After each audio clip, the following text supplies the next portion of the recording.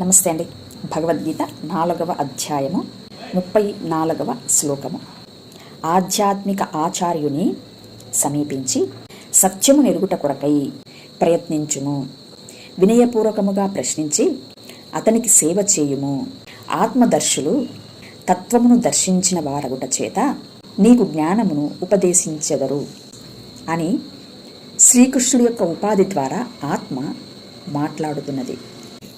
ఈ శ్లోకంలో ఫలానా విగ్రహమును ఆరాధించండి అని కానీ, ఫలానా శాస్త్ర సంబంధమైనటువంటి కర్మలను చేయమని కానీ ఎక్కడ సెలవివ్వలేదు శ్లోకము.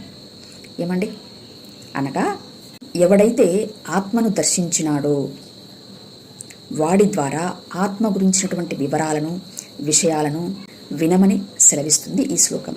శ్రవణము చేయమని సెలవిస్తుంది ఈ శ్లోకం. అయితే ఈనాడు సనాతన ధర్మం యొక్క శక్తిని ఆశ్రయించలేనటువంటి అనేకులు విగ్రహారాధనే సనాతన ధర్మము అనుకుని అజ్ఞాన వశమందుండి విగ్రహములనే ఆరాధించడం జరుగుతున్నది.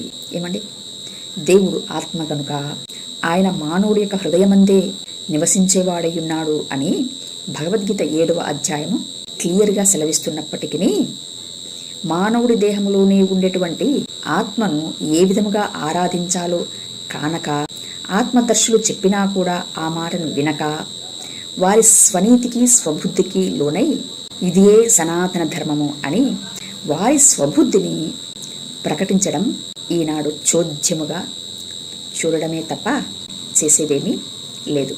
సత్యాన్ని అన్వేషించేటువంటి వారు మాత్రం ఈ మాటలను ఆలోచించగలరని మనవి. Thank you. నమస్తే.